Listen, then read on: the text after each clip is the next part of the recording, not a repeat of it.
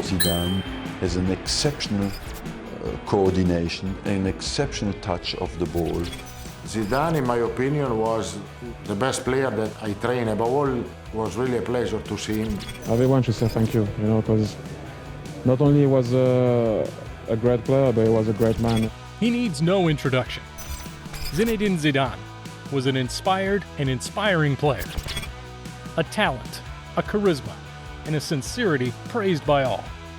A footballer who has quite simply taken his place among the greatest. It must be said that his record of achievements speaks for itself. From Cannes to Madrid, via Bordeaux, Turin, and Les Bleus, Zidane won everything and left an indelible mark wherever he went. Today, as a coach, who really was Zidane the player? But before that, subscribe to Megafoot, the best of football in video. Born on June 23, 1972 in Marseille, Zinedine Zidane grew up in the Castellan district. It was there that little Yazid, as he was then called by those around him, took his first steps with the ball. Little interested in school, football quickly became a real passion for Zinedine. Naturally gifted, during his teenage years, he played for many clubs in his region and was soon noticed for his ease and technical finesse. Invited in 1986 to the Regional Center for Popular Education and Sport in Aix for a 3-day training course, the young man caught the eye of the AS Cannes recruiters. He joined the club a year later at just 15 years old. He was integrated into the club's youth academy and made his professional debut in May of 1989. However, it was not until the 1990-91 season that the midfielder became a full member of the senior team. This was the beginning of the Zidane phenomenon's rise to the top. For 2 seasons, the number 9 from Cannes displayed all his intelligence and gradually made a name for himself in France. Wanted by many clubs, even dreaming of joining his favorite club, Olympique de Marseille, he finally signed for Girondins de Bordeaux in 1992. Roland Courbis, the team's coach at the time, soon took him under his wing and facilitated his development within the Bordeaux group. Zinedine became Zizou. In his first season, he scored 10 goals and formed one of the most popular trios in France with Byzantin Lizarzu and Christophe Dugarry. The following years were those of confirmation.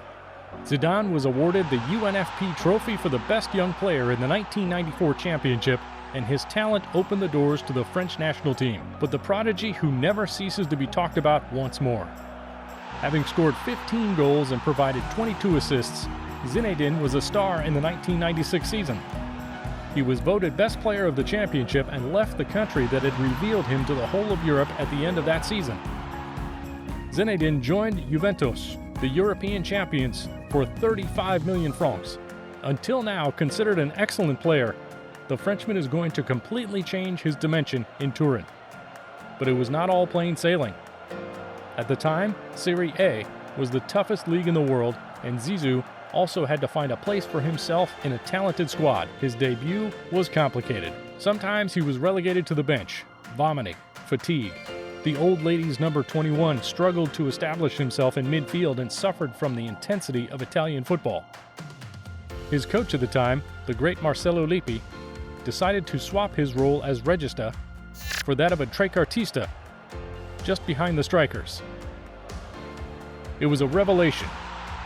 Zizou made successive appearances, set up more and more passes, and was now the Bianconeri's key player. Better still, he is simply becoming the best playmaker in the world of football. A player who brings elegance and virtuosity to a league obsessed with winning and defending. A player who makes others better and who is admired for his simplicity with the ball. At Juve, Zidane was the man to watch. In his 5 seasons at Juve, he won 2 Scudetto titles and twice failed to reach the Champions League final. A European dream that will now be fulfilled by Real. Openly recognized as one of the best players in the world, Zinedine was recruited in 2001 by Florento Perez for more than 500 million francs, or around 78 million euros, a record transfer for the time, making Madrid's new number 5 the most expensive player in history. The Frenchman's start with Los Merengues was similar to his time at Juventus. Zidane needed time to adapt and to find his place in a squad of stars. It was not until the beginning of 2002 that the Zizou machine was launched. And the least we can say is that he will express all his talent like that famous evening in Glasgow. It was a Champions League final night. The Frenchman took the time to position himself after a random cross and sent a left-footed volley into the top corner. It was the perfect way to add to his record of achievements and his legend in a single move. In Madrid, Zidane will write a little more history. And it didn't matter that he was regularly positioned on the left side of the attack. The latter will be remembered as the conductor of this team at Galacticos. He was the one who could light up the eyes of millions of football fans in this explosive mix of stars. And even though he would later win only one Spanish championship until his retirement in 2006, Zidane proved to everyone that he is simply one of the best. Zidane's status as a football legend was also forged with the national team. It is simple. Zizou would not have become the idol he is today and will remain forever without his history with the Blues. Zizou himself has said on several occasions that the French national team is the best thing that ever happened to him.